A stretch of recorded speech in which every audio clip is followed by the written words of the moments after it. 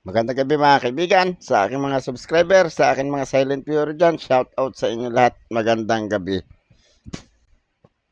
Mga kaibigan, nahan ko to ngayon, 2010, extra fine to,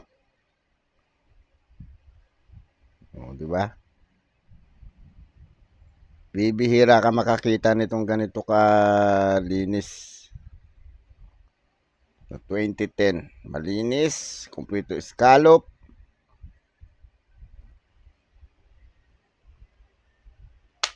Tsaka to mga kaibigan, ito yung pag-usapan natin ngayon.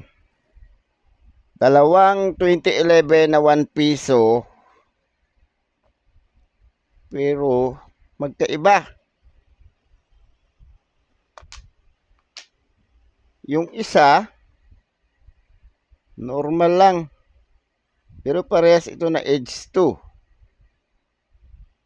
Itong isa, frosted. Frosted ito mga kaibigan, Oh.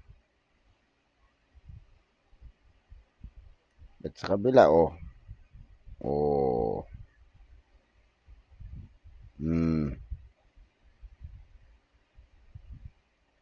Malamig. Kahit dito malamig din, So, mga kaibigan, baka naman pwede maglambing ng subscribe, papress subscribe, papress notification bell, pasilik ng all para ma-notify kayo pag ako nag-upload ng video. Palike na rin. At kung gusto niyo i-share, pa-share na rin. Mga kaibigan, na natin yung pictures niya. 1 peso magnetic. Issuer Philippines, issuing Bank Central Bank of the Philippines, period Republic, type, standard circulation coins, years 2003 to 2017. Value 1 peso, currency peso, composition nickel plated steel, magnetic yan mga kaibigan.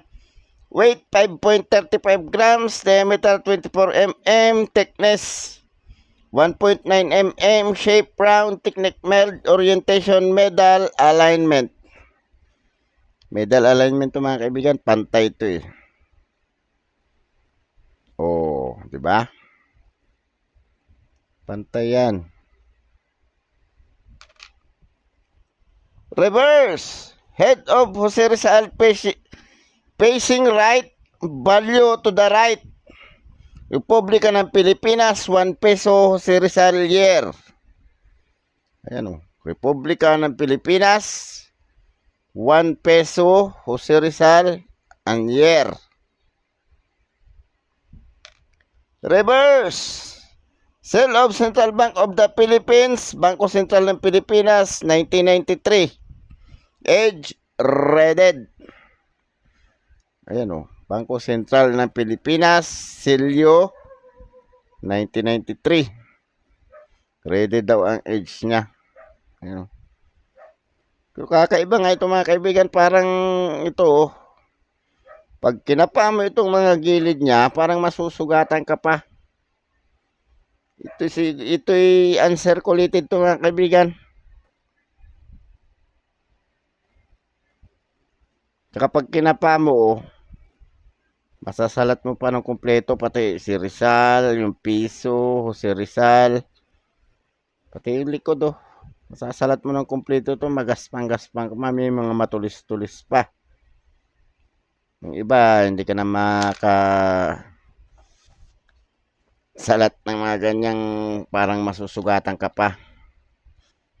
Di ba mga kaibigan? Dalawang klase. Walang record sa numista to, itong isang to. Ang may record lang sa numista ito, 2011, age 2. Magkaiba yung kinang nilang dalawa, Itong kinang ng laster, nakakasilaw, Itong kinang ng frosted, malamig.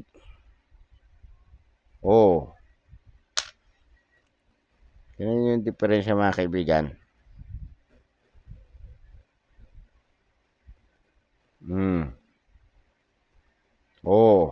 Magkaiba ng kinang. ng luster lang kaysa sa frosted. Oh, di ba? Nakakasilaw. So, punta tayo sa presyo niya mga kaibigan.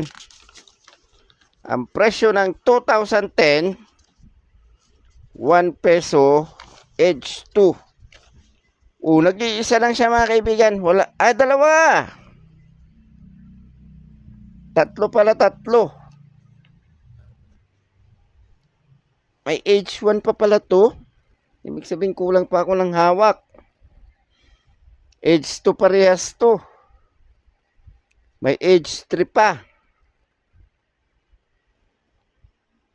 Ang edge 3 niya mga kaibigan, ang pinakamahal sa 2010 na variant. Extra fine 410. Ang edge 2, ito paras ko na hawak. Fine, 890, very fine, 12 pesos hanggang extra fine, 15 ang almost uncirculated, 29 ang uncirculated. Ang mahal din.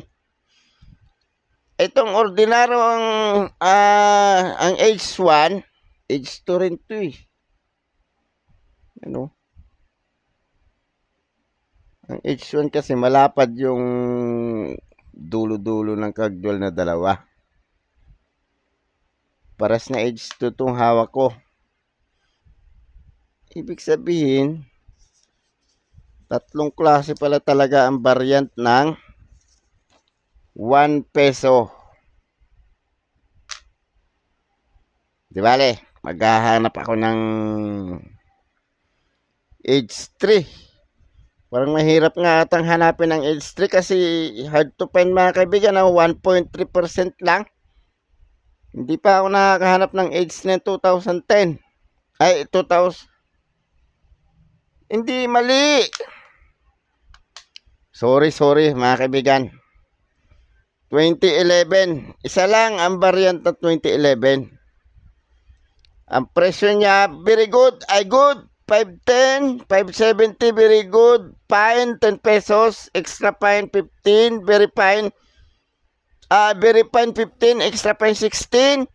Almost uncirculated, 19. 36 ang uncirculated. Di bali mga kaibigan, yung 2010, pag-usapan natin to sa susunod na. Pero mga kaibigan, itong 2011 na to, walang record sa numista to. Iisa lang ang record sa numista, age 2, 1 peso.